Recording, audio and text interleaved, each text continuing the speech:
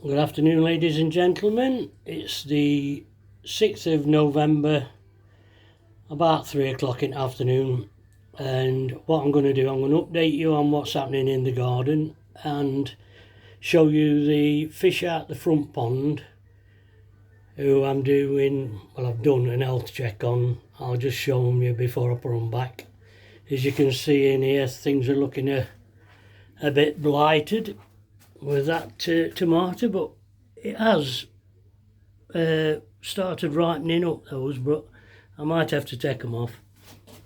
They were a bit late. Anybody who's been watching the channel knows that these are a bit of an experiment to try and see if we could get some later tomatoes. I have moved the potatoes in here so they don't get with any frost and knock them back, but you can see the yellowing in the tomato plants. They've got blighted. I don't know where they've got it from. Could actually be from potatoes, but they don't seem to be any blight on them. And that one's really got smashed. But what I did before they got like this, and the ones outside but was up near the greenhouse, the plum tomatoes, I took them off and I put them in a couple of dishes. These are the plum tomatoes that were at the side of the greenhouse in the tub. I took them off and I popped them into a couple of bowls, and I went and put them in the front bedroom window where it gets the sun. Now you can see that these have ripened. What I'll do, I'll move some of these out, put them downstairs in kitchen ready for eating, and probably pop some of these other green ones in. But these tomatoes are either off plants in here, which I don't think are going to ripen, or from outside. As you know, I've taken the tomatoes that were growing on their own outside away, composted them or thrown them in the bin. If you're wondering what this is, yeah, I'm not Ken Dodd. I'm not a fan of Ken Dodd. This is for clearing spiders out and webs out round the plants when I come in here. And the guy who waters my garden in summer, he loves that because he's a bit taller than me and he gets cobwebs in his hair. What I'll do, that's where we are in here anyway. Probably giving up on this, clear it out, and maybe put some other stuff in here for winter just to keep dry. Regards me grow on, which I had for the gaswad. I've emptied that. Luckily, with the weather conditions we had, I was able to empty that and put them into the pond. I lowered the temperature down to 14, which the ponds are running at 13, so I was able to put them in there. There's actually a couple of more still on there. Take them off. Quite like them. A bit like eating peas straight off a pod, but with these you eat everything. I've actually took a carrot out just before I started filming, just to show you that even in a little tub like this, if you got the right mixture of compost and sand, you can grow some nice carrots. That one carrot probably will do us for dinner. And it's quite nice popping out and just getting a fresh carrot. You can see this is where I got the plum tomatoes from. There's one on still there.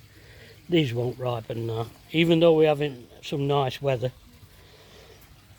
The beetroot's still growing. Once it gets to about a golf ball size, it's worth taking out because it becomes very sweet. So quite like that. Regards the raspberries, just have a look. These flowers are still doing well. I'm quite surprised with some of the flowers, how they're keeping going. I know we're having unusual weather, but the fuchsias and plants like that are really doing well. Just have a look at the raspberries. There's one there. Pull that off. Nice raspberry. Let me try it. Oh, they are nice. I'll have another. Didn't talk to.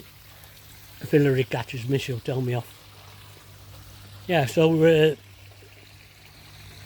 This fuchsia here, look, and we've got a few more of these, really flowering nice. Down there's actually a plant there with yellow flowers on, doing really well. But as you can see, I've taken the filter off of there for these, started cleaning it, got rained off, so it's only part done. But they're happy enough, and it's strange, they all seem to go to that corner once that filter's been taken off. Right, I'm going to take you on front because I'm a bit concerned with the front fish. They might be a bit restless. Just 1 minute. So yeah, here we are on the front.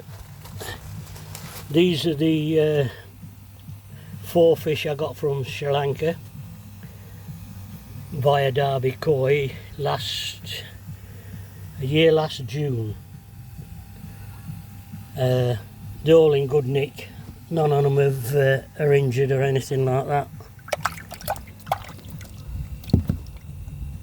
They're all a bit frisky. It's a shame that one's actually got that black mark on it. It's because it's a nice fish. They are a bit chubby. This one's a nice fish. A bit greedy, he's always first one up. And then we've got this one here. They do like the food. And then we've got this one, and I quite like this one, but I just wish that Benny had come out a bit more on him. For anybody who don't know, Benny's a red, but I think he's doing that on purpose, soak me through. But all 4 of them are doing really well. I can't find anything wrong with any of them. I won't be buying any from that country again, because after seeing such as Vince down at New Forest Koi with Rick and them fish are absolutely stunning. So I'll stick with British fish if I'm not buying Japanese. These 4 are from Cuttlebrook. They're very similar, all of them. Not really sure what they are. I think that could be a Kajaku, I'm not sure. But as I say, they're very healthy. I'm assuming that's a Kyotsuri. But they're all very similar. It's unfortunate because I had 10, I think I had 10. And I killed, well, 6 died, but I think it was more my fault not knowing, not reading the leaflet, which told me that you should put salt in and do this, that and other. But you live and learn, and I would buy from Cuttlebrook again, I must admit. The only problem with buying fish from Britain, I know they're a lot cheaper, but unless you're having a few, it's with the £30 delivery charge or whatever it is, it bumps the price up. So if they're £20 fish, they suddenly become £50 fish if you buy one. So by rights, you may as well go to a dealer and buy a £50 Japanese fish. But that's just my opinion. But the sort of fish that we get, the quality of the fish, if you're buying a few and you want to grow them on, I would say buy British. It's still only £30 for your delivery, and to be fair, I've not used Adam Buyer. He's the only other British one I know of, but I would buy from any of them. But these were bought from Derbyshire Koi at South Normanton. That's the closest dealer to me. And these are little Japanese. The breeder is Isa, and they're lovely. I really do like them. I've only managed to catch 3, but look at that, stunning little fish. He's not competed, so obviously he's a bit smaller. He's not competed at all. Little riddle ass, to be honest. A little spot on his head. I think he's a cracker. And then the bigger one, this one, I think he's got a lovely zipper down his back. I like that. He's got nice benny. Hopefully that'll come out. And then he's got that pattern on his head, which I like it. I like him. He's one of my favourites. Mind you, all 3 of them, I think they're stunning. The reason there's only 3, I couldn't catch other 2. There's another one which looks very much like the Cookerbrook fish, Geertzuri or something like that, and the black one, which I've got no chance of catching. And in here, if you see some of them over there, you can see the fry. These are the fry what I got from New Forest.